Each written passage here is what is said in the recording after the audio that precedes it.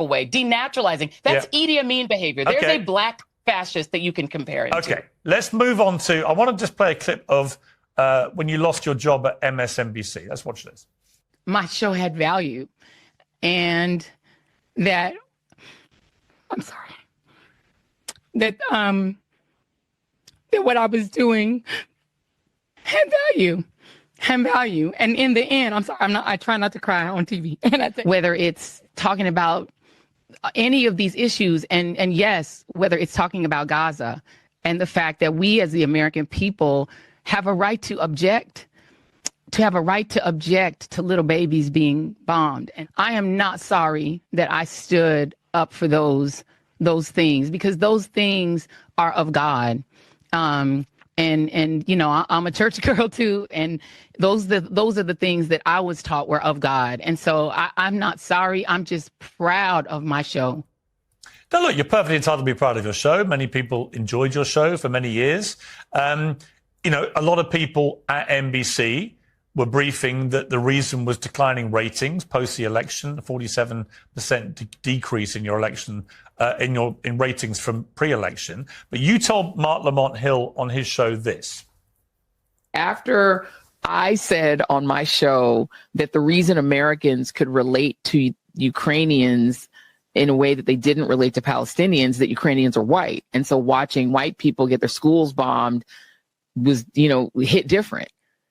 That hit our ratings. I mean, it definitely, we could see the loss of white viewers from that moment that I said that. So they were like, we don't like the name calling. And also I'm a black woman. So, I mean, I'm sure it makes him angrier, you know, when I say things. Maybe because I am a global South person myself, you know, I mean, as a black person, we have a different empathy toward other global South people when they are suffering. And so we're going to come at that story from a different angle and in a different way and with different kinds of empathies. And I think that's not always received very well in the news business.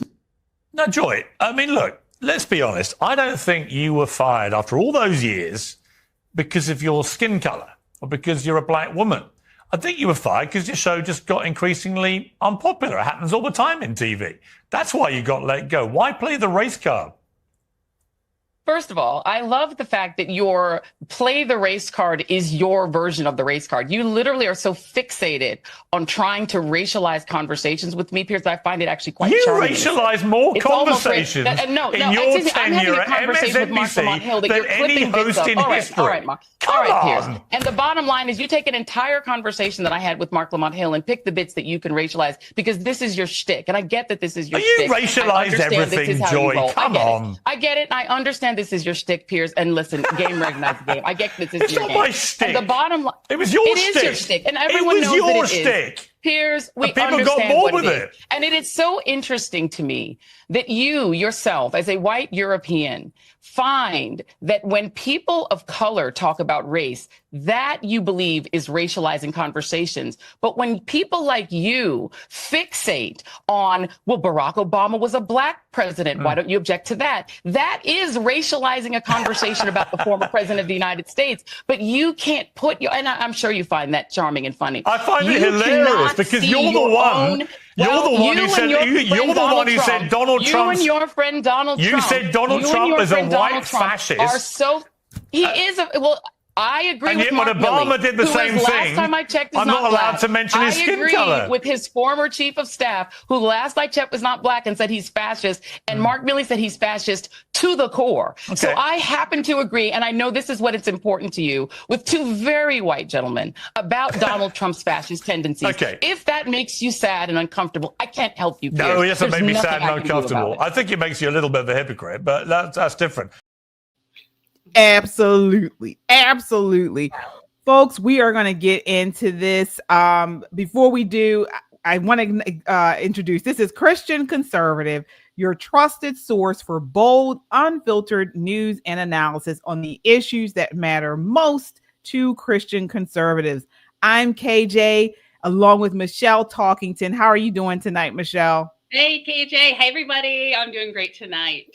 Good. Excellent. Well, we got so much to talk to you guys about, so much breaking news out today, and we're going to get into it all, from this interview with Joy Reid and Piers Morgan to Barack Obama, saying boys should have gay role models, to much more. We're going to get into it all. As you come in, please hit that like button. Hit that like button. It helps to get this video out to a wider audience, and subscribe.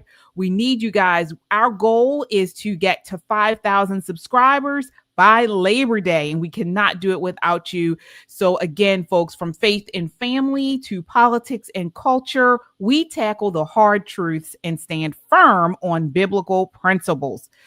Let's get into this, because just like Joy Reid said to Piers Morgan, she was like, "You think this is funny?" I laughed through that whole exchange because Joy Reid is a joke. She is a hypocritical joke. And just like the rest of the leftists, they blame others for what they are actually doing. What did you think of that exchange, Michelle? Oh my gosh. So from the very beginning, when he says, "I just want to play a clip of your job," anytime somebody opens with, "I just want to play a clip of when you lost your job," you know, it's going to be really good. And I did. I laughed through the entire thing. I smiled and shook my head, because we know she's a hypocrite. We know she has, in fact, from getting her job to having it, to holding it, everything she says, it's because I'm a Black woman. It's right. Because I'm a Black woman. You don't like my opinion. It's because you disagree, and I'm a Black woman. I lost my job, not just because of that. I lost my job because they didn't like my opinion. I'm a Black woman. It's on rinse and repeat over and over, and we're all just done. And I think, and I don't have to like everything that, you know, Piers Morgan does or says, but him sitting back and laughing, yes, that's really at this point the proper response, is just laugh or just say nothing, because she lost her job for a reason. She lost ratings for a reason. She's kind of despicable. Her opinions are gross. Her attitude is gross. She doesn't like people. And I'm not sure if it matters the color. Right. She likes her position. She likes her own opinion, but she can't handle arguments. And you can tell when she starts saying things like, "I'm sure you and your white friends would think this is laughable. I'm sure you think this is charming." She can't handle it. She can't be calm. She can't just take criticism. And ultimately, that's going to continue to lead right to where it's leading, to her ultimate failure. And I just don't know why people are watching her unless it's a comedy special. We just need to stop. People need to tune out. It's getting too much. Yeah. Absolutely. Absolutely. I loved that exchange. You know, I'm not the biggest fan of Piers Morgan, but the way he played, she had to sit there and watch her goofy self sit and cry after years and years of her talking about white tears and racializing everything under the sun. And we don't even have to just tell you, we can show you this. Take a look at this next clip. This is Joy Reid just sitting there racializing every single thing. All right, this is clip 8. Here we go. Got to be honest and keep it real. This is not the pick that I expected that she would make. It did come down to the final 3, as we understand it, and I thought she would go astronaut. Keeping it real, he to me would have been the safest, most conventionally safe pick. White, super white, like, you know, mayonnaise sandwich on Wonder Bread, white. From a border state, he could have made a strong argument for her. We are the ones in the wrong. In short, our dinner, their choice. It's the same energy their forefathers had toward the indigenous tribes. Hey, let's have Thanksgiving dinner on the land we stole from you. But before we pack you off to the reservation and snuff out your culture, could you please pass the corn on the cob?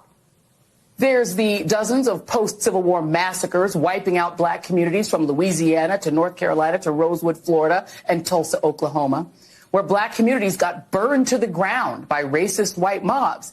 A century later, gentrified when rich folks want to live downtown because it's closer to work. But let's just call it even, because y'all got King Day, a Black president, and Juneteenth. Geez, what more do you want? Accurate history? What, are you trying to hurt our feelings?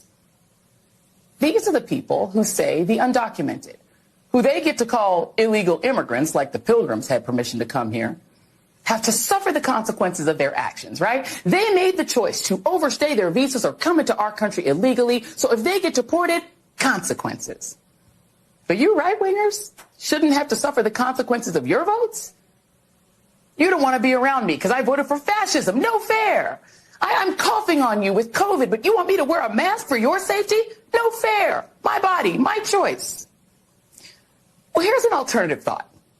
Make your own dinner, MAGA. Make your own sandwiches. Wipe your own tears. Troll amongst yourselves with Elon and leave us alone. You got your heart's desire, the president you dreamed of, and worship instead of Jesus. And this time, you didn't even have to storm the Capitol, smash the windows, or try to kill police officers or issue death threats to poll workers. See? You did it just by voting this time. Congrats. You got your way. And he even got away with breaking the law. Yay. But if you expect the 73 million who voted for the prosecutor, not the felon, and particularly the 92% of black women who voted for Kamala to give you a cookie for your vote, a trophy, a hug, a high five, you might be asking too much. If we want to eat with you, we will. But if we just want some peace over the holidays and we don't want to put up with your trolling while we eat our tofurkey, get over it. Stop acting like we owe you. And for God's sakes, stop whining. It's embarrassing. Our Thanksgiving, our choice. And when we come back, I have a special announcement that you are not going to want to miss. Hey, I'm Adrian, inventor of the Carry-On Closet. So the Kyle Rittenhouse trial reminded a lot of people of something. The Brett Kavanaugh hearings cried his way through the hearings to make him a permanent member and Associate Justice of the United States Supreme Court. In America, there's a thing about both white vigilantism and white tears, particularly male white tears. Really white tears in general. Male white tears. I teach my son he's not allowed to cry. That's not actually true. But Isabella, your response to that? I mean, Joy Reid could make anything racist.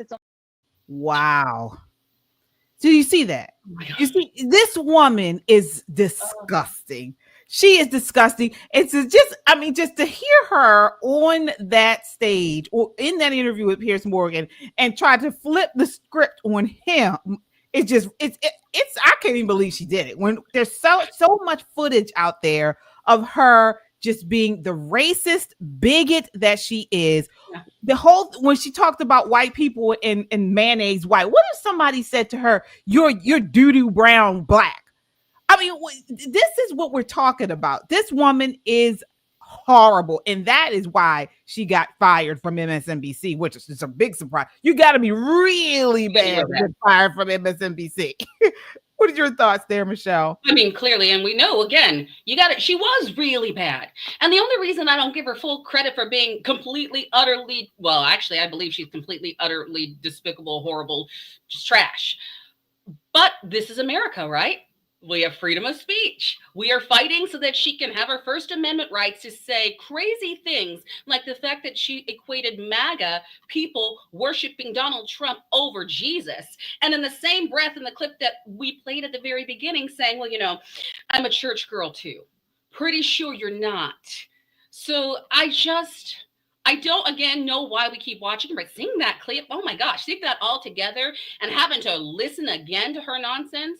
There's a reason I don't watch her, and KJ, you too, except for to call her out. And Piers called her out.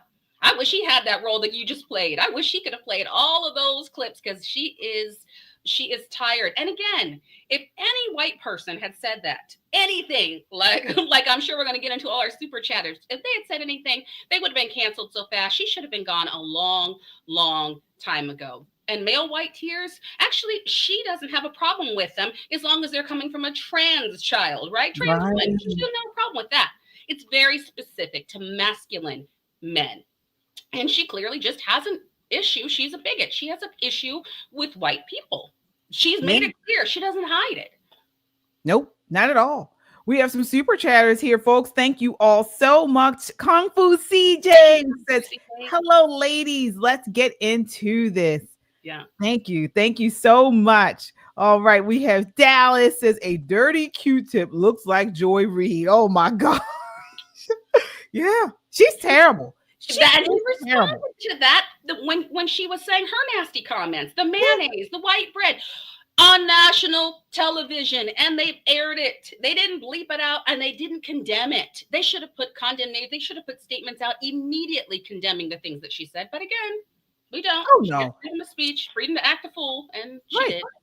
Absolutely. And the things that the montage that we put together is just icing on the cake. It is not even a quarter of a percent of what she's done. I mean, she said so many more derogatory, racist comments.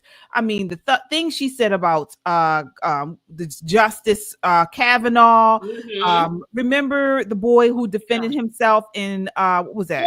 Horrible. Right, the young boy during the Rappersburger, so I can't remember his name. Yeah, I mean, the list goes on of the horrible thing. Daniel Penny in New York City. Mm-hmm. I mean, she has said some awful things, and I am surprised she stayed so long on MSNBC, but I'm not surprised because that's the kind of trash that they keep on. And I guess the trash just got too bad of a smell, and they finally had to get rid of her.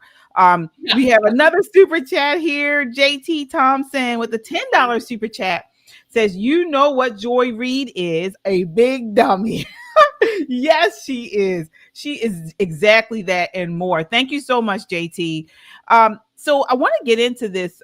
So as you saw, she was on Piers Morgan. I believe that aired today, and but more has come out since. So of course, she commented and said that he kind of pulled her into this under false pretenses. And so he responded and says, apparently I'm obsessed with race and identity politics, he quipped, clearly rejecting her frame. Okay, when she said that about him, that he viewed everything through the lens of race. Mm-hmm. And then she said she was lured on under false pretenses, expecting politics, not attack on her character and race. Yeah, right. Nobody attacked her race. He called out her attacks on other races. So she goes on to insist he simply followed through with reported content of past controversy. That's what Morgan said. And so there you have it. What are your thoughts there on that back and forth on Twitter? I mean, the battle is unfolding. It's fun to watch. And she wasn't lured into anything any more than anybody that came on a show with her when she interviewed them. And she turned everything into race every single time if they had a differing opinion. And see, here's the thing with the far left media, and I'm just going to call it is not just her because she's stupid, but the far left media allows people like Joy Reid to get away with that because she herself, and she says it, she feels entitled to talk down and talk about white people or any other person she doesn't agree with any kind of way she wants. And the left has let her be that puppet. They have let her get away with it because they feel, well, if it's coming from a Black woman, then she can use that and fall on it. And then she can say whatever she wants about reputable human beings and their positions because it won't matter. She'll get away with it. And they let her, and they let other people get away with it too. Other broadcasters who are now starting to lose their jobs, or they're wising up and realizing freedom of speech only goes so far when the ratings drop and people will not pay to watch your nonsense. And so the back and forth, there was no trickery, there was no tomfoolery, is that she, like I said, can't handle when someone tells her the truth. You can't handle the truth, right? So that's plain as day. She can't handle it. Oh, nope. Well. You're absolutely right. And again, it's this idea of them always trying to play the victim card. And so they have to invoke these racial divisions because they're trying to always place people in either an oppressed or oppressor, victor or victim status. And folks, again, we're here on Christian Conservative. We got to call it out. That is not biblical. It's not a Christian perspective. Scripture calls for humility, confession, and holding one another accountable. Playing the victim card doesn't align with accountability or transformation, and particularly viewing everything through the lens of race, which is Marxist, as we have called out on this show many, many times. It is a Marxist view, and we got to stop it. We really do. And, you know, I'll take a note out of Joy Reid's book. As a Black woman, I'm calling it out. That I don't stand for that. I'm not going to go along with that idea of the identity, using identity and politics and things like that to get my point across. It's just, we got to call it out. Yeah. And plain as day, as a Christian, I'm just not going to sit back and say what her views are okay. Right. What she says is not okay. And I don't care what person it comes out of, whose mouth it comes out of. The way she conducts herself is not okay. And she doesn't stand for a majority. She never has. She's never spoken for a majority. She has spoken for a far left minority that owned the media once again. And so now it's just time for everybody to say enough's enough. It's not funny. It's not funny anymore. And to talk down about people because of for things they can't help any more than she can help what color she is. When does it stop? She's the reason it doesn't stop. The rest of us are trying to move on and just be Americans and be proud and live in a wonderful country and rebuild and close the borders and do the right thing. She can't do the right thing to save her own life. Oh yeah. Well, this is what this is how they have to create an idea that we are in a very racist society and how we racism is real and very prevalent and it's the number one issue for minorities or for Black Americans because they have to create the problem and then they come up with some false solution they get paid off of it. And so this is what they do because it's particularly from the left because they don't have any real solutions for any of the real issues, the real problems that we face. So they have to keep us constantly in a victim mode, in a mode of helplessness in order to perpetuate they can have the answer for these problems, and they don't. And that brings us to Barack Obama. All right, folks, buckle up. We are about to really get into this. So he is back, and this time he's on Michelle Obama's podcast with a stunning claim that young boys need gay men in their lives for guidance. So according to the former president, having just a father figure isn't enough.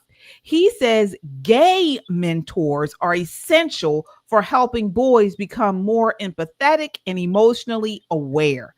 But is this about mentoring, or is this another attempt to rewrite traditional family roles and masculinity? Take a look at this. This is clip 7. And that's one of the things that I think a lot of times boys need is not just exposure to one guy. One dad. No matter how good the dad is. He can't be everything. He can't be everything.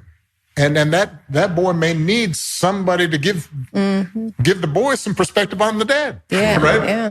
One of the most valuable things I learned as a guy was I had a gay professor in college at a time when openly gay folks still weren't out of line, who became one of my favorite professors and was a great guy and would call me out when I started saying stuff that was ignorant. You need that to show empathy and kindness. And by the way, you need that person in your friend group so that if you then have a boy who's gay or non-binary or what have you, they have somebody that they can go, okay, I'm not alone in this. Yeah. Right. So. Wow. That, folks, that small exchange says so much about the Democrat Party. Wow. I want to get you in on this, Michelle. So first it was toxic masculinity. Now it's fathers aren't enough. What did you think about that exchange? And not just that, it's the part where he said, even if your dad is great, if you have the best dad, he's not the best dad. You need a gay dad to help you. I mean, you need because he had an experience. This is grooming. This is satanic. This is demonic. And this is opposite of the very argument that they give to everyone else. You know, you don't actually have to live in someone else's shoes or in their body to have empathy. You just have to have good people around you. Frankly, it doesn't have to be I mean, the fact that they're bringing it back to being a gay man to have empathy. No, you can learn empathy. Right. You can learn compassion. You can learn that from any Christian man or woman. Right. Boys need strong men, male leaders in their life. Boys need strong dads in their life. That's the end. All the stuff he was saying is sick. It is wrong. He is wrong. The show is wrong, Michelle, or whatever. Yeah, all wrong. How dare you? How dare you? And I rebuke his comment in the name of Jesus. I'm going to say it out now. I rebuke that.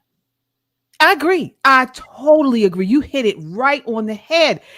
A man's ability to mentor or guide a boy doesn't come from his identity label. This party is so stuck on identities. It comes from his character, his integrity, his alignment with truth. We live in a time where the left is obsessed with labels: gay, straight, cis, trans, non-binary. But young boys don't need more labels. They need leadership.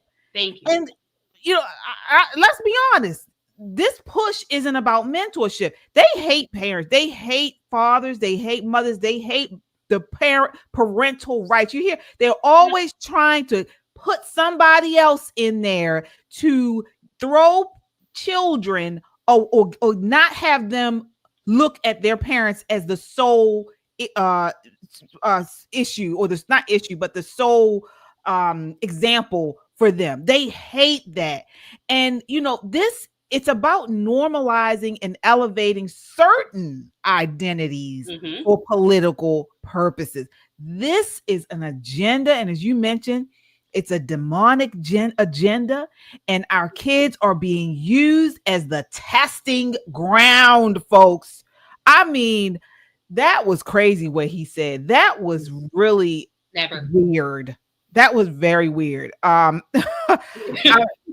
can't believe he did that. I can believe it, but to say, that God ordained role of fathers is not enough. They're insufficient unless it's balanced by a gay male influence. And for us at Christian Conservative, that's not scriptural at all, because you don't have to have a father in your life at all. That's what we want. That's what God would want. But ultimately, we have the word of God, right? Ultimately, we know how to do good. We know how to do right. It comes in the form of the Bible. So maybe more kids need to go to a Bible camp or a good church, like I said, and be around Christians, because the word of God, ultimately, Jesus Christ is that father figure. God is that example. So if you can have a great father in your life, and we didn't need to know the sex. Again, it goes back to the sex, the gender, who his professor was. All he had to say is, I had a great mentor. Right. We didn't need anything else. A great mentor. And for these children, they need Jesus. They need to be exposed to Christian families. They need to be exposed to Christ. And again, this guy, President Obama needs to sit down somewhere. Him and Michelle need to go off into the sunset, because every time they open their mouth recently, it just gets worse and worse. And you can see who they really were and now who they really are. Yeah. And the thing that just upsets me so much is how the Black community put this man on a pedestal. They put him so high up. They have so many boys looking to him for leadership and as a role model, and he is not the one. I mean, we talked about this last night on Poppin' Politics, and we didn't even get to this part of the interview, but we were talking about how in the beginning of the interview, you just the visuals. So you had Barack Obama sitting there with his legs crossed. I mean, his posture and his attitude and the way it was very feminine. And then on the other hand, you had Obama on the opposite side of the table. She's sitting there with her legs gapped open. And I'm like, I said on the show, and I know this is Christian Conservative, so I'll, watch what I say on here. But I basically said, who has the penis? Is it Michelle? She's the one with the legs gapped open. Is she holding the penis and the testicles? Because the way he was sitting, and I'm not even talking about how the old men used to sit with their legs. I mean, he had his legs crossed so much. I don't know how he had anything in between his legs. It was really weird. But I mean, we see what's going on. We see they are trying to push a narrative that says that softens and feminizes boys while blurring gender and moral boundaries. That's what they're doing. Yeah, and that's, you know what you just said. Our super chatter, Laura, you gotta pull that up. Yeah, that's what she's referring to. She said he's married to Big Mike. I mean, in that, it's what it looked like in that exchange, the power exchange. In that, if they want us to stop talking about it or people to stop making those comments, they need to look in the mirror and reflect on what people are seeing and what we're watching. Because, and again, what their discussion is, the content of what they're discussing in talking about boys need gay men in their lives. That's just bizarre. It really is. Boys. And I'll even say this, you know, and I've mentioned this on the show before. I have gay family members, and my family members are not like that. You know, they were not, they didn't lead with I'm gay, so you have to look at me this way or that way. It was just my uncle or my cousin. You know, I didn't see a gay person. We knew they were gay and they weren't in the closet or anything, but that wasn't their identity. But now we see on the left, they're pushing this. You know, my family would never have pushed that kind of stuff on young folks. You know, they were pushing manhood. You know, they were pushing, if you're a boy, you're going to act like a boy. You know, they're not sexualizing this stuff. But the left is just so twisted. It is really sick. And all of us, I am so, and I am enraged about this because there are so many so-called Christians who idolize the Obamas, you know, and you can't say anything about Michelle and Barack Obama. And all the while, these two and the rest of the Democrat Party are pushing a gender bending ideology and agenda, and it needs to be called out. It needs to be called out. You know, I'll say this again: Christians are called to respect and love all people, including those who are gay, but we don't redefine roles God created for the sake of cultural inclusion. It's simple as that. Yeah. And KJ, to that point, I thought it was interesting in the comments that he stereotyped what gay men are. Because I know many gay men that are just as masculine. They're not hyper feminized, and you wouldn't know that. Right. So he's actually alluding to a very specific type of gay man. Right. And that's in itself, again, you're right. We are called to love everybody, but we don't have to love everything.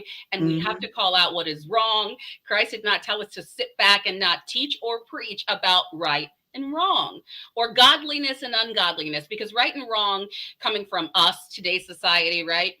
That counts for nothing. But I'm talking about scriptural, biblical differences and what is good and what is sound and what is right, not just the culture's opinion, because culture is going to get it wrong 9 times out of 10. And that's what we're witnessing. Right. You are absolutely right, Michelle. Folks, as you all come in, please hit that like button. We have over 40 people watching. We want to get those likes up. It really helps to get this video out in front of a wider audience, and we appreciate the support. Our goal, we are on the road to getting 5,000 subscribers by Labor Day weekend, 5,000 Christian conservatives, 5,000 value-minded people. So please, as you all come in, hit that like button and subscribe. Because let's be clear, boys don't need gay men in their lives. They need good men in their lives. And as Michelle said, full stop. And the enemy wants to confuse our sons, but we're here to speak truth. Boys need fathers. They need strong, godly men. They don't need cultural confusion. And if you're ready to take a stand for biblical manhood and family, hit the like button, subscribe, and share this message. It's time to fight for the next generation. And we got a fight on our hands, folks, because the Obamas, I mean, they're still out there, and people, they put them up like they are superstars. So we got to get the word out, especially to urban communities, because they're the ones that are falling for these traps and these lies. Yeah. Yes. So bad. All right. So we are moving right along, kind of on the same lines. Chip and Joanna Gaines. All right. So Chip and Joanna Gaines have long been beloved by millions of Christian families, known for their wholesome image, clean content, and public profession of faith. But their new show, Back to the Frontier, I think we have it here. Let's see here. Yep, here it is. This is the new show. It's called Back to the Frontier, is sparking controversy. Why?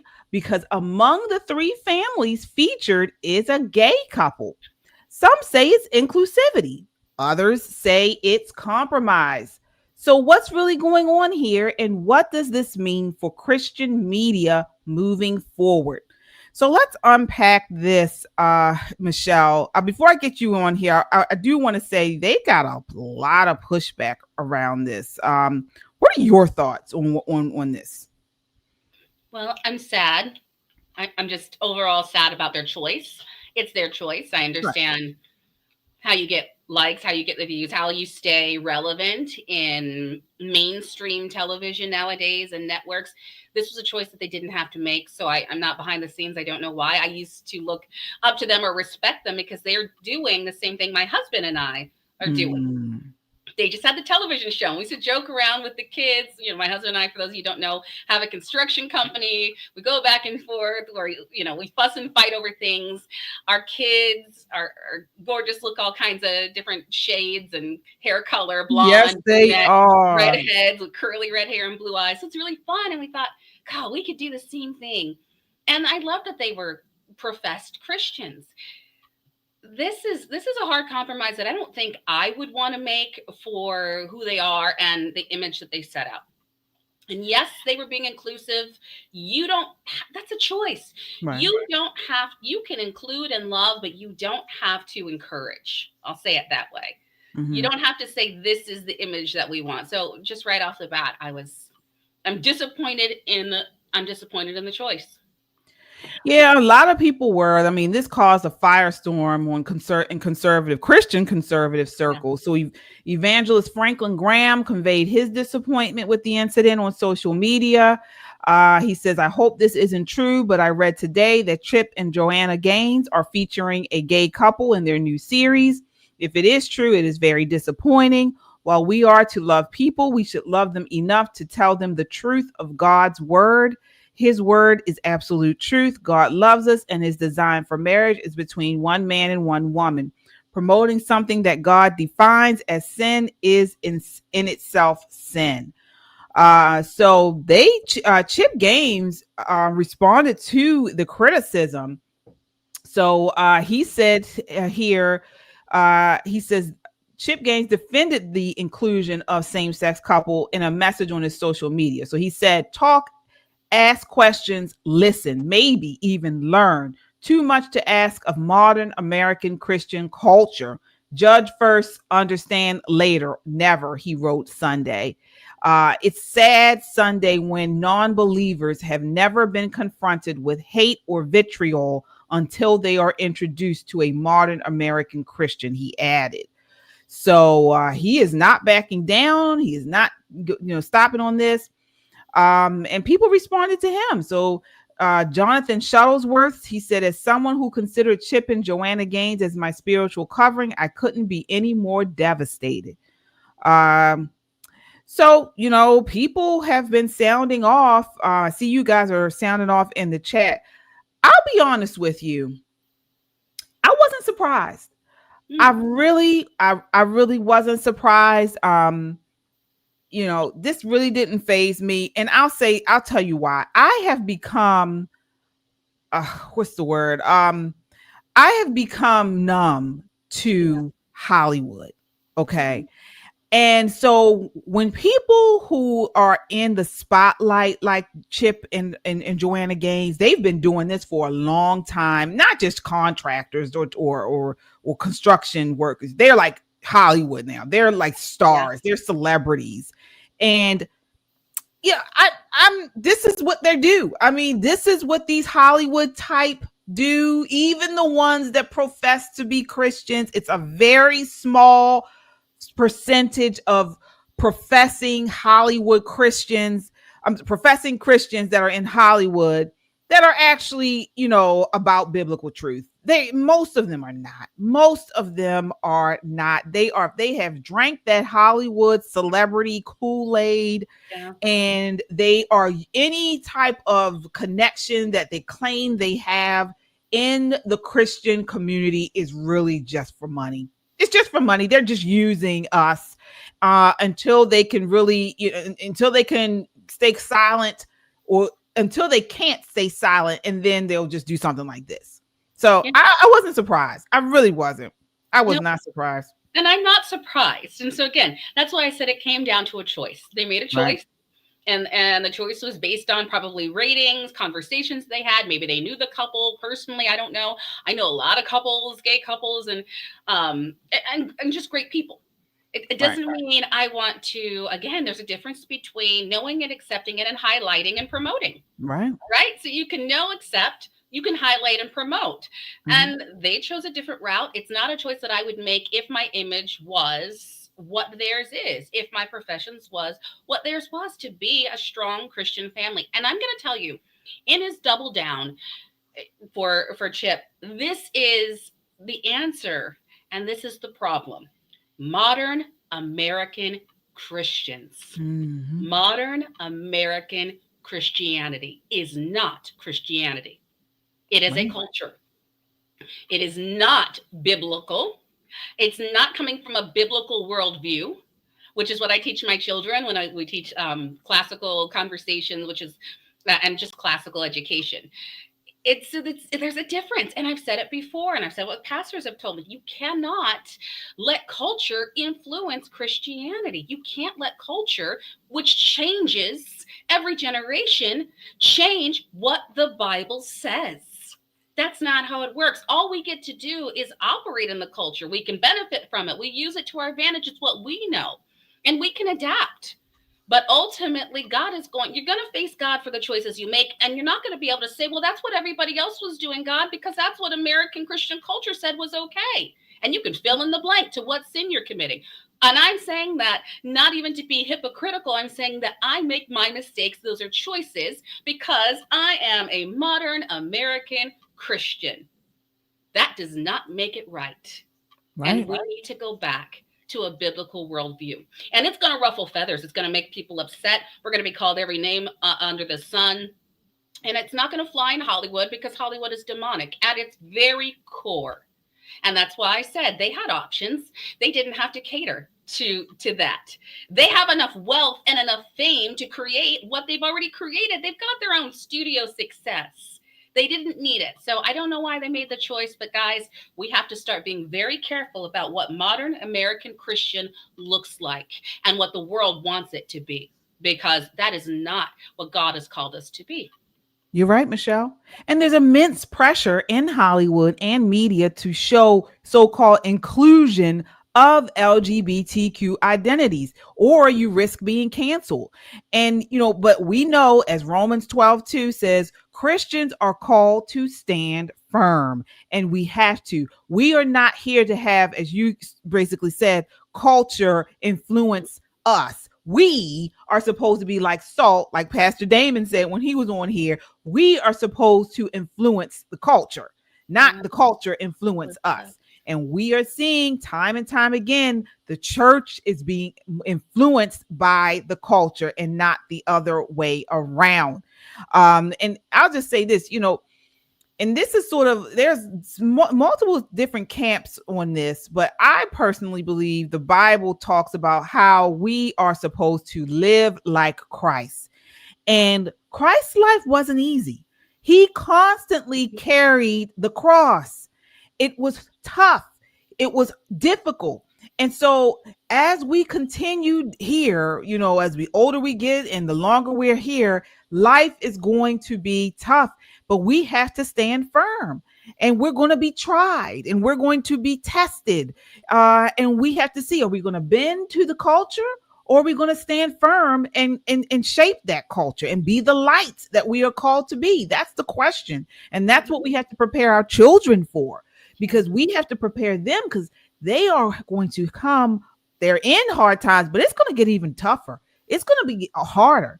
This is going to get tough, and we have to teach our children how to endure, how to lean on him, how to pray in times of pressure and questioning, you know, our faith and things like this. We have to teach them how to stand firm. That is probably, I personally think, the most beneficial thing you can teach your child, to pray and to stand firm on their faith, on the biblical principles.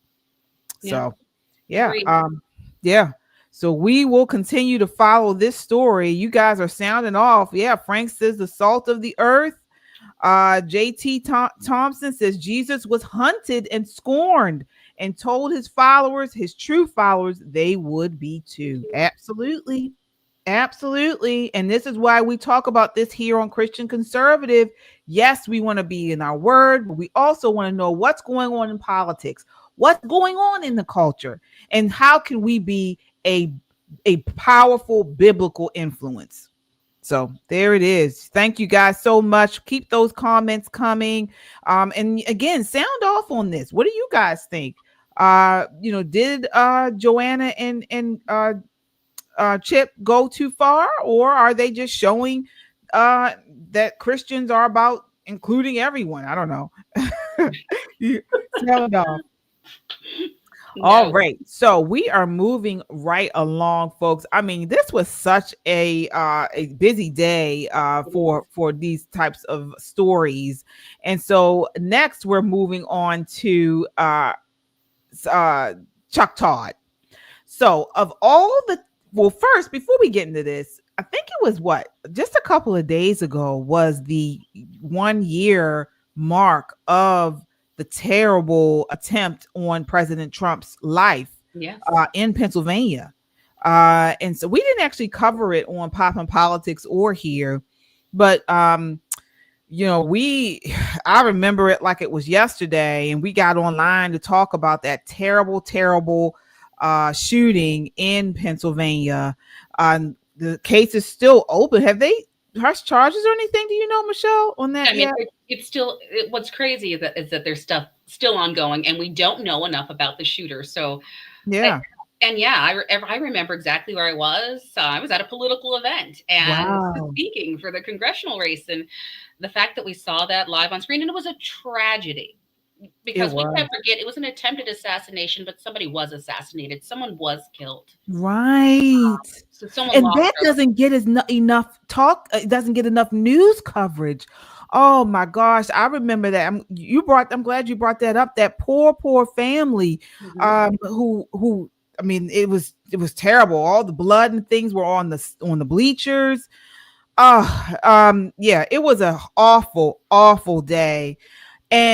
But that takes us to this next story. Of all the takeaways from the attempt on President Trump's life, CBS's Scott MacFarlane chose this one. Take a look at this next clip. This is clip 4. So, do we look at this as just a Secret Service failure, or you're just not going to stop anybody who's willing to put themselves in harm's way to try to go after a principle like this? Oh, I mean, the Secret Service acknowledged failures and they disciplined people. They didn't fire anybody, which frustrates some members of the Senate. That's not my most lasting impression of it. For those of us who were there, it wasn't an immediate or even a long-term reflection on Secret Service. For those of us there, it was such a horror because you saw an emerging America. And it wasn't the shooting, Chuck. I got diagnosed with PTSD within 48 hours. I got put on trauma leave, not because I think of the shooting, but because you saw it in the eyes, the reaction of the people. They were coming for us. If he didn't jump up with his fist, they were going to come kill us. I know. I'll tell you. So I was on a plane to Milwaukee. Convention. To the convention. I was on a plane that might as well have been a press charter. Okay. Like there was a whole bunch of, mildly bold-faced names, if you want to count me among those, and Jake Tapper, people like that. And the plane's Wi-Fi didn't work. Okay. So Kellyanne Conway was on this flight, by the way. I mean, it was just sort of like, it was just this mix of everybody that you would expect heading to Milwaukee on a Saturday. And we touch down and everybody's phones come on. And everybody starts looking at each other, not saying a word, for total fear of just anything being misconstrued, not anything. And there was, look, I share your concern. Just a little thing. I was literally, first thing I was going to do after landing on Saturday was go to the Nats Brewers game. And I said, I'm not going. I'm not going to be seen going. I'm not doing that. This is not the moment for this. Wow. So, I mean, he's traumatized not from merely watching a president get killed, but because the crowd blamed the media, the press. Mm-hmm. He's playing victim while Trump supporters were running for cover. Before I get you in on this, Michelle, when I first saw this clip, I said, this has to be somebody, because I just saw that small portion of this interview.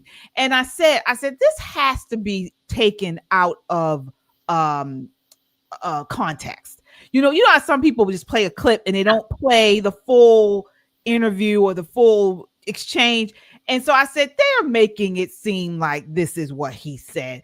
And so I went to the interview and to see, I was like, I gotta get an understanding of the what was going on in the conversation. And that's what he was saying. They were sitting there on a pity party for themselves as you saw the president of the United States get shot at. That's what your takeaway is. I couldn't believe it. I was so upset after watching that. I was so upset. What are your thoughts on that exchange? So when I saw it, I watched it twice. Exactly what you said. I thought, this must be I must be watching something wrong. Am I getting this wrong? Is that what they're saying? But he said he saw an emerging America. Wait, you mean we saw on live TV an attempted assassination? We saw people posting video before that saying there's a man on the roof, there's a man on the roof, there's a man on the roof for some 10 minutes. We saw Corey is his name, Comparatore, lose his life in front of his children, shielding his children. He was a volunteer firefighter. He was only 50 years old. We saw real heroes. We saw all of that. And the press said, oh my gosh, what was me? I have PTSD. That is what the wife and the child has, and all of the people that were around the man that was shot in front of them and killed in front of it. They have that. People there have that. The media was shocked because now they couldn't keep lying. Now they couldn't keep attacking former president, soon to be President Trump. That's what they were upset about. Is that people were calling them out and saying, knock it off, stop it, stop lying about it, tell the truth. This was an attempted assassination on the president. It's so disturbing. And so then when he says it's an emerging America, no, we're waking up and we're seeing the truth and we're saying, stop lying to us. Because now our lying eyes, you want us to think that this was made up or something. No, we watched it. And that's the pros and cons. And I'm with you, JT. Thompson said, no matter how much you dislike the press, you do not dislike them enough. And that is what he just posted that. You're right. The chatters are going off and he's right. No matter how much you dislike someone, they make statements like that and you realize that is how sick and depraved they are. Absolutely. I mean, the media has lied, has misled, and smeared President Trump and conservatives for years, from Russia collusion hoaxes to censorship of the Hunter Biden laptop. Their credibility is in the gutter. Okay. And so their public distrust is earned. And we as Christians, particularly Christian conservatives, we believe in truth. And the media has repeatedly stood against it. And so we're seeing now a spiritual blindness in media. And it makes me think of, and I wrote down Ephesians 6:12, for we wrestle not against flesh and blood. The real war isn't left versus right. It's truth versus deception, light versus darkness. And the media plays a role in shaping all of this. And often it's used as a tool of the enemy to confuse and divide. And this man is just despicable. I mean, all of them, the whole lot of them are just disgusting human beings who do not value life, who use manipulation and lies and misinformation for power and control. And it's sickening. It's sickening. Out of that horrible, awful day, something that has not happened in generations, to a president, to a public figure, that's what you get out of it. It's all about them in that moment. Right. All they think about was them and their phones and their text messages and the tweets they were getting about how bad the media was.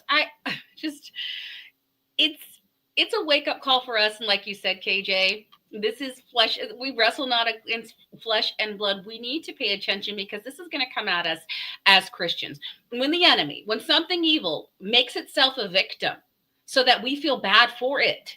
Right. And say, oh, man, I didn't think of it that way. And we do that as Christians all the time, compromising. Oh, I didn't think of it that way.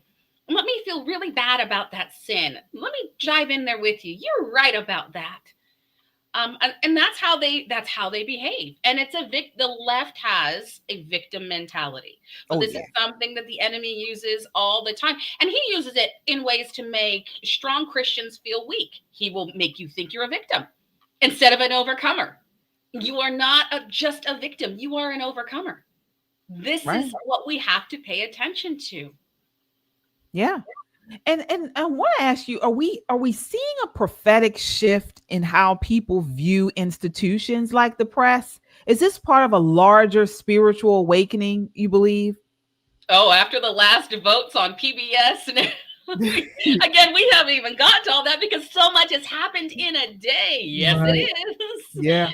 So even from public television, from us saying, look, we've got to pay attention to how this news is given out and why are we funding it? And should we be so trusting? And now we all have an opportunity to find the news, to broadcast the news, to get it out. Right now, Christian conservative, we are giving our own perspective on news. Absolutely. And that's at all of your fingertips. That is on your phone. That is on your friend groups. That is in social media. So I think the larger conglomerate media groups are struggling with the fact that they lost their footing.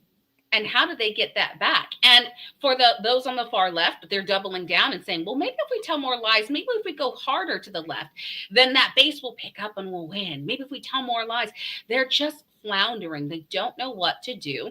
And in turn, they're broadcasters. They're the people that used to call themselves, or maybe used to be journalists. I don't think there are many journalists around anymore. Let's just be honest. There aren't a lot. There's some people that are on the ground that are actually, in overseas in war and they're fighting and they're like, there are real journalists. But right now we don't have that. We have a lot of talk show hosts. That get paid, and the news is just falling apart, which is why places like Newsmax is like super popular, where they're saying, well, let's go see what's on the right over here. Let's dabble on this side. And we're going to find a happy medium, but people have every right to distrust because lies have been exposed. And just like Butler, we watched it in live time. Wow, I know. And that's what's so crazy. It's so just, it's so shocking that that is his take. Mm-hmm. That is his take after being there. That's the take, to become a victim, to look inwardly. It's really sad, but we know the media has abandoned truth in favor of victimhood, but we won't. And so folks, this is why we need your help. This is why shows like ours, YouTube channels like ours are so important, because now we are able to come forward as a community of like-minded people and call out the truth. Speak the truth. So please, as you all come in, hit that like button. We are on a mission to 5,000 subscribers by Labor Day. We can't do it without you. We need your support. So share this in a DM, post it on your social media, send it in a text message, and subscribe. Subscribe if you believe America still needs bold voices to speak light into darkness, especially when the cameras turn on. Subscribe. You're a lion. Yes, indeed.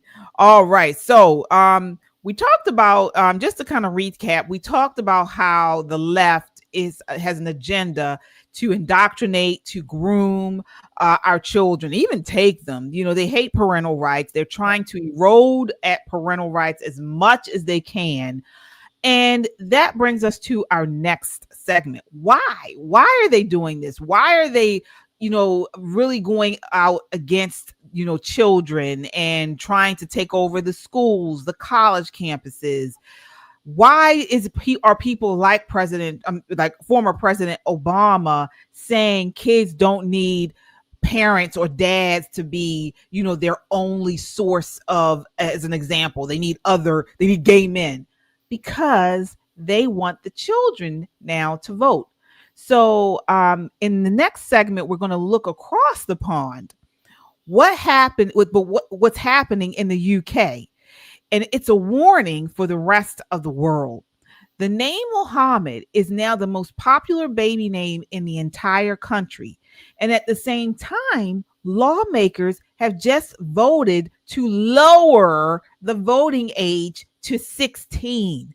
This isn't just about demographics or policy. This is about the future of Western civilization. And Christians need to pay attention. Take a look at this next clip. Let me see here. One moment. All right, here we go. I think it's really important that 16 and 17-year-olds have the vote because they're old enough to go out to work. They're old enough to pay taxes, so to pay in. And I think if you pay in, you should have the opportunity to say what you want your money spent on, which way the government should go. So I'm really pleased that we're able to bring more young people into our democracy and give them the chance to have a say over how their taxes are going to be paid and what they're going to be used for.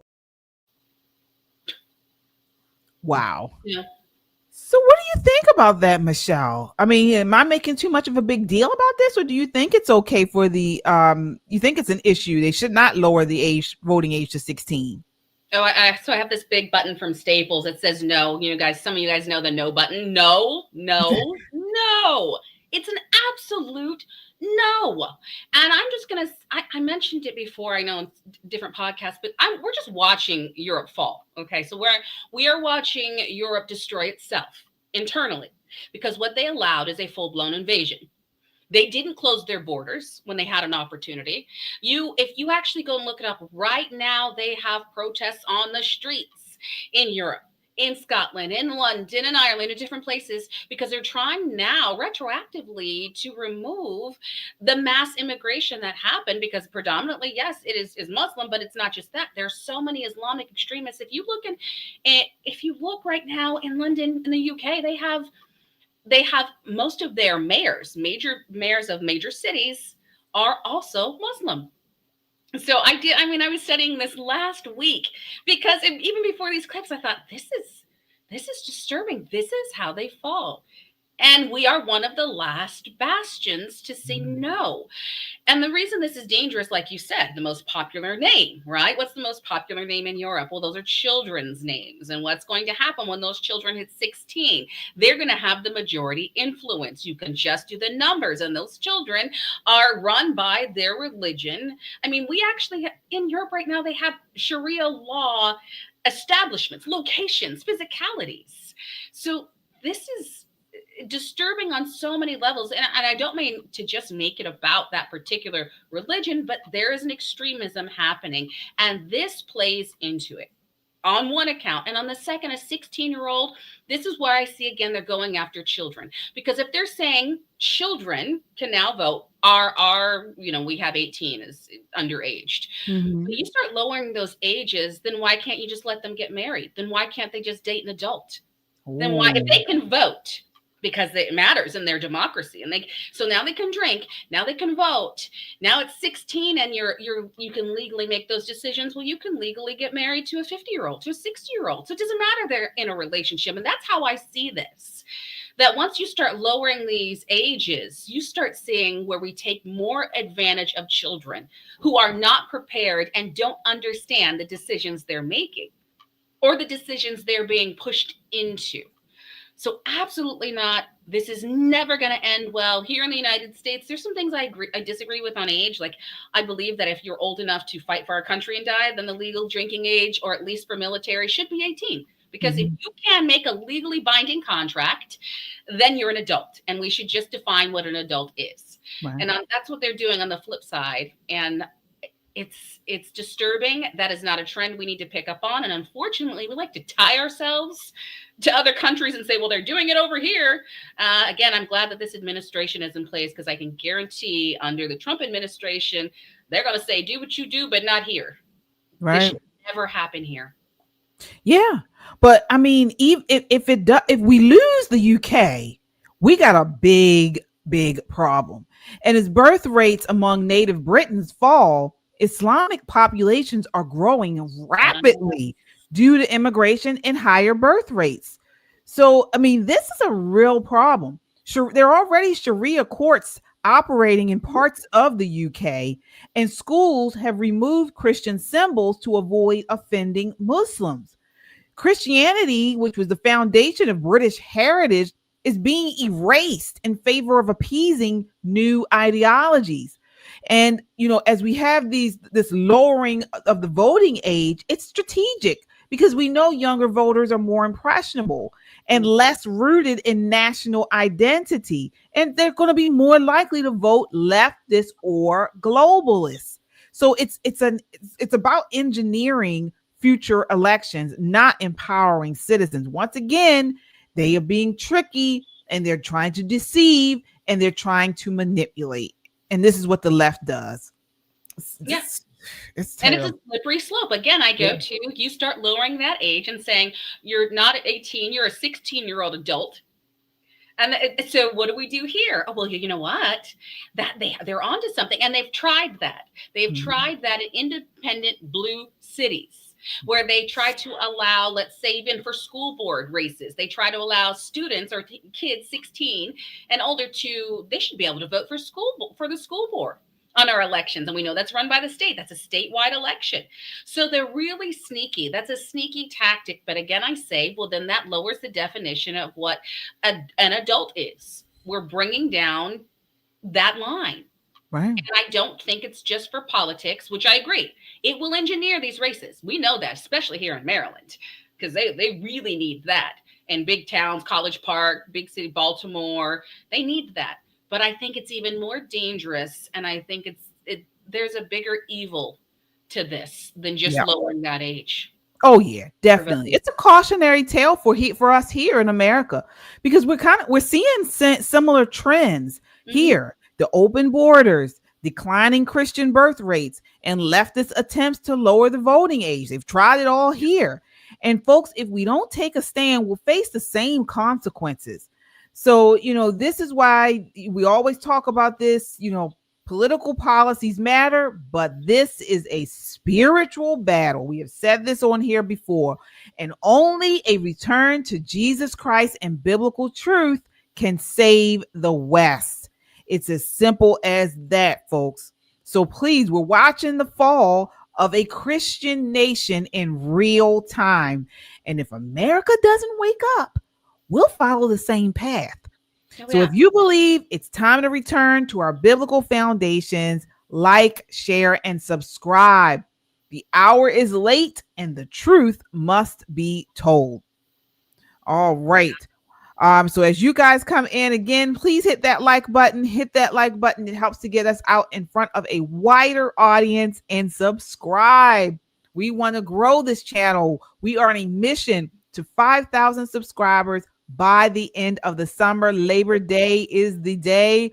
And so we need your help. Please share this in a DM, post it on your social media, send it in a text message. And if you haven't done so already, subscribe.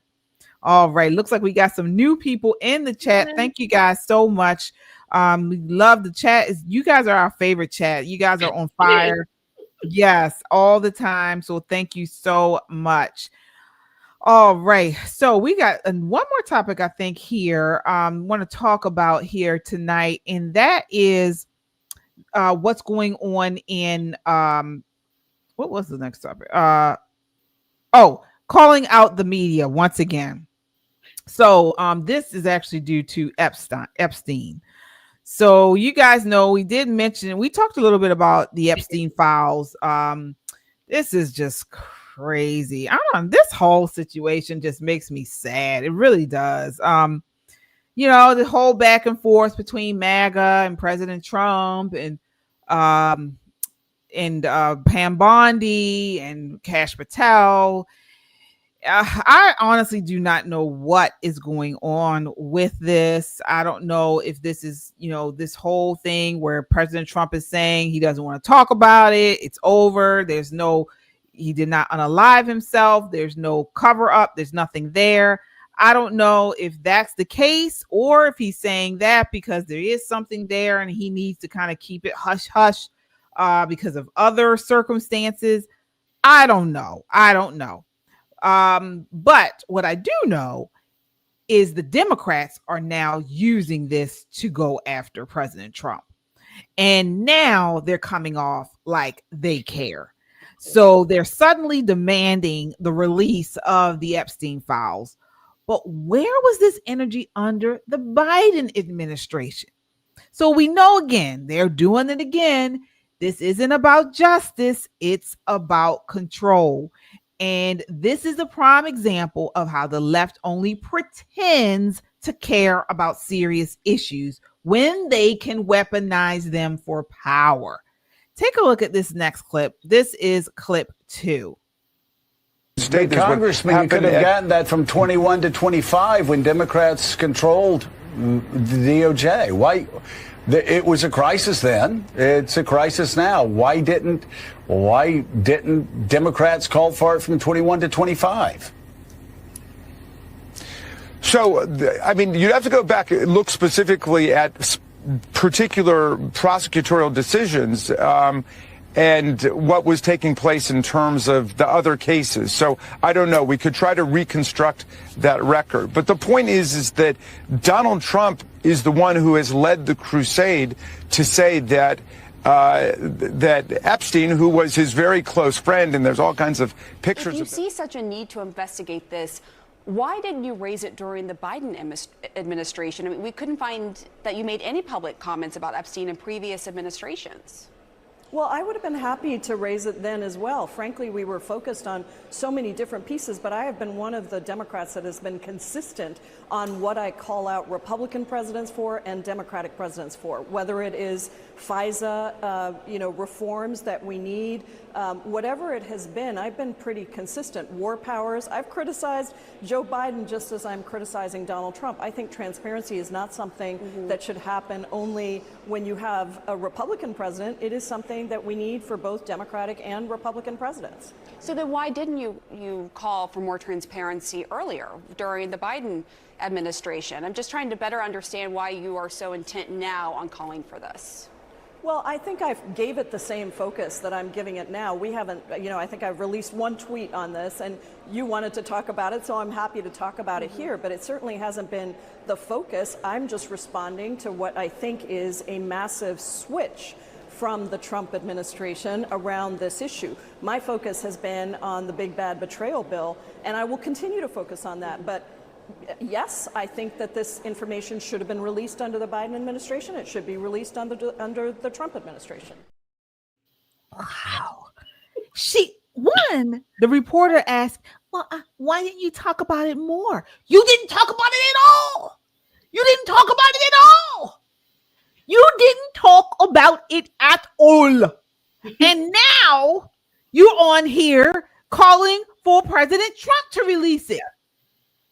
Yeah, These CNN people are such liars. They're dirty, dirty liars. I can't stand them. I can't. Michelle, what are your thoughts on this? CNN, that's rich. The comments, you guys are killing me over there. How the reporter is pouting, and you're right. She's like, why? Why didn't you ask? Why? Well, I'll tell you why. Because they were too busy suing Donald Trump over living and breathing. And every court case that they had, they tried to connect to Donald Trump. He was their criminal. They didn't care about Epstein. They didn't care. In fact, that whole story, they used even that as a tool. And I believe there is so much more behind that. Do I believe there was a fully written list? Not necessarily. Do I believe they have a list of people who visited? Absolutely. Right. Because his partner in crime who was serving time, she knows who was there and what reasons they were there for. And she's still alive. So let's just be clear. So for whatever reasons, this administration is not releasing the files that they have. I think there's hypocrisy on both sides. I think it is dirty, dirty, dirty. But we're going to tell you what, it's because it comes from the top, because demonic activity has a top level down. It knows how to keep its secrets. It knows how to play with money. It knows how to play with power. That is why, period. And this is just throwing a football back and forth. They don't really care who wins the Super Bowl. It's rigged anyways. I'm sorry, guys, for all of you Super Bowl fans out there. I'm just saying they don't care. They need to play this. And Jamie Raskin is from Maryland. Right. And how he keeps winning, I'm going to tell you, there's some serious election interference that happens, and he knows it in the Montgomery County area. So let's tell the truth. When he got that question, he's he pulled up what had happened was. Right. What had happened was there was some particular prosecutorial decisions. I said particular prosecutorial decisions. That is fancy. He came on that. I had to write it down. The particular prosecutorial decisions was that they want to expose what evil was happening, and they wanted to go after who they knew to be the future president. The reality is that while the Democrats were in power, they were never working for the American people. They were never working for the public. They were busy opening up borders and letting floods, millions upon millions of illegal aliens come into this country and destroy it from the inside out for the census, for votes. There's a reason they didn't care, and they don't care now. No. Because if it's going to be released, they're not going to vote for that either. None of them want it, because they are dirty people sitting in those congressional halls that have done dirty deeds, and senators that have done the wrong and probably know they might be on those alleged lists. We know that. But this back and forth, and the fact that CNN is actually calling out the lies, that's, again, I say, that's rich CNN. Now all of a sudden you have a conscience. Now all of a sudden you care about what the Democrats didn't do when they had power. You didn't care. You don't care about the auto pen. You don't care. No, they don't care. None of them. Distraction from what's being done, because historically speaking, this administration is changing the entire world, and it's done it in 6 months. Changing the world for the better in 6 months. Yep, you're right. But this is the left's playbook. This is their book. They exploit everything. They exploit everything from the innocence of children to serious issues for their gain, and then bury them when inconvenient. Same thing they did with the Me Too movement. Yeah. Same thing they're doing now. And the same people calling for transparency now were mocking or ignoring Epstein questions for years. For years. Their timing proves it. It's not about justice. It's about narrative control. These people are so wicked. So wicked. I don't understand how the thunder and lightning doesn't strike them down, because they are wicked liars. But as the Bible says, Proverbs 17:23, the wicked accept bribes in secret to pervert the course of justice, folks. But God's justice isn't manipulated to fit election cycles. And so what my mother always said, what's done in the dark will be brought out in the light. And we're going to see it. I just hope I'm alive to see it. But we're going to see it. We'll see it. Coming. We'll see. And I think what we need to do is step back and let Pam Bondi do what she's doing. And she hasn't proven us so far. She has proven herself to be upright. In fact, the lead prosecutor on Epstein files has been fired. She lost her job for a reason. I'm sure that has to do with why they can't release anything in that document, because from the beginning, they were manipulating things. Right. They were trying to bring people. I'm sure that document is as honest as Hunter Biden. And the Hunter Biden case. It's all been messed with, tampered with, things they brought in. We've seen documents where known experts, over 40 known experts, have signed off. Look at the Russia collusion. Right. This was signed. This was nationally, we believe, and all of our experts have said it's true. And it seems like this is the case here. All of these experts say this is true. And now we have to go back and figure out how much of this was made up, how much of it was tampered with and lied. And they cannot put out reports and claim that, and this party's just not going to do and say this is true, this is fact, when it's not true or fact, because they were doing dirty deeds for a reason. We just can't put it out. So let Pam Bondi do what she does. I think she's going to figure this all out.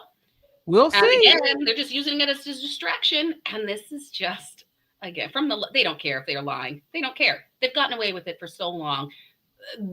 Jamie Raskin, he doesn't care. No.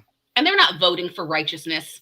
They're voting party line for the sake of being divisive, for the sake of making sure they have some kind of stronghold and setting themselves up for a midterm election. What a joke. And it only hurts us, and it only keeps people wondering about the wrong thing. This whole thing is a look over here when we should be focusing on what's really happening. Well, breaking news out an hour ago. AG Pam Bondi announces Epstein grand jury files will be unsealed tomorrow in court. So I don't know. I mean, this woman has made more announcements than a school teacher over a high school announcer. I mean, I don't. Now this coming out, and I mean, it really doesn't mean much to me. I guess we'll wait and see. But President Trump tweeted out. He says, based on the ridiculous amount of publicity given to Jeffrey Epstein, I have asked Attorney General Pam Bondi to produce any and all pertinent grand jury testimony subject to court approval. This scam perpetuated by the Democrats should end right now. So this is what he's, I don't know. I mean, she got another announcement, so we'll see if it's really an announcement. That's the problem with this being announcements. There used to be a time and a place where the criminal justice system worked the right way. And these trials were actually held. And it wasn't in the press, in the media, to where hundreds, if not thousands, if not millions could manipulate it. And all of these experts were getting their spotlight, right? They're getting deals out of testifying and then 5 seconds later writing an expose on it. And that's why I say let Pam Bondi do what she does. And unfortunately, she's under fire to do it in a time frame, like an actual time span that's not normal. It is not normal to say, I want that case and I want it released right now because I said so. People say, oh, well, Donald Trump said in 20 days he's going to end the war. On day one, he'll end a war. Well, that actually takes time, and we should understand that that's not realistic. But what is that this year we're seeing this. That we're seeing this unfold. She's doing her due diligence. We need to allow that. Otherwise, you're going to have more mistakes made. So I'm just going to sit back and watch what she does. But President Trump has said we'll allow her to make the decision of what she wants to release. And frankly, that's probably better because she's the attorney, not President Trump. He's our president. She's the one that needs to make sure she's releasing the right information and in conjunction with the FBI, the CIA, and some of the things that she does, right? She's got a lot of people that they worked with and they answer to. So let it play out, but goodness sakes. And another news. So this was a couple hours ago. The Wall Street Journal released an alleged letter from President, at the time, Donald Trump, to Jeffrey Epstein for Epstein's 50th birthday. The letter allegedly involved a hand-drawn woman with text that read, "Happy birthday, and may every day be another wonderful secret." President Trump says the 2003 letter is not from him. He says, and I quote, "This is not me. This is a fake thing. It's a fake Wall Street Journal story. I never wrote a picture in my life. I don't draw pictures of women. It's not my language. It's not my words. I'm going to sue the Wall Street Journal just like I sued everyone else," he said. And he won. Yeah, he did. Sue. So let's just make that clear. When Donald Trump says he's going to sue for defamation, they like to pretend that he's not winning. He has won each time. millions of dollars in these suits. So they're going to, I bet he wins on that. I mean, can you just see him scribbling? Let me just draw a little picture. Here you go. I hope if it is not true, I hope he sues, and I hope the Wall Street becomes Curb Street. I hope he sues them till they fall down to nothing but a curb if it is a lie. I really do. So, I love that President Trump is suing these media. I can't stand the media. The media is awful. The mainstream media, I should say. And so if they have put out this story and it is a lie, I hope the Wall Street Journal becomes the curb. I hope they are nothing but no longer a wall, but they are a sidewalk. He sues them to the ground. The National Enquirer at this point. Yeah. We just need to see it for the tabloid news and the aliens that they have on the front cover. I don't just take any of this stuff seriously. It's really hard. Yeah. And it happens so rapid fire. But again, this is a great big distraction for what the enemy is ultimately doing in dividing. Right. And having you so focused on stupid stories that you lose focus on the fact that, hey, we're talking about somebody accused of trafficking children. Let's just focus on that. Let's focus on what we should be focused on. Yeah. Let's focus on evil and corruption and justice and children's lives. Let's focus on that. That's the root of this issue. No, we're just going to focus on the personality. And again, fake news. I hate that we even came up with fake news, but it's real. It's propaganda news. That's what it is. Right. It's a lot of propaganda. It's a lot of look over here. And you're right. Curb Street. That's the Curb Street. Right. Yeah, I really do. Because again, these places, these people don't care about justice. They care about control. No. And the Epstein case proves it. If you're done with these lies, folks, and the games, please hit the like button, share this broadcast, and subscribe. It's time to demand accountability, not political theater. All right. Well, that does it for us tonight, folks. Thank you all so much for watching. We will be back on Sunday night at 9 p.m. Yeah. All right. What are your final thoughts for tonight, Michelle? Man, tonight was a roller coaster of different topics. We're up and we're down, and there's still, votes coming through the House and through the Senate. And it's an interesting time that we're in. Always be in prayer and don't be so easily distracted from what you read or what you see. Use discernment. Discernment. Absolutely. Well, if you were blessed by this conversation, make sure to hit that like button and subscribe. We are here to stand on truth, speak light, and fight for faith and family. Until next time, keep your eyes on Christ, your heart rooted in truth, and your voice unshaken. God bless. Good night.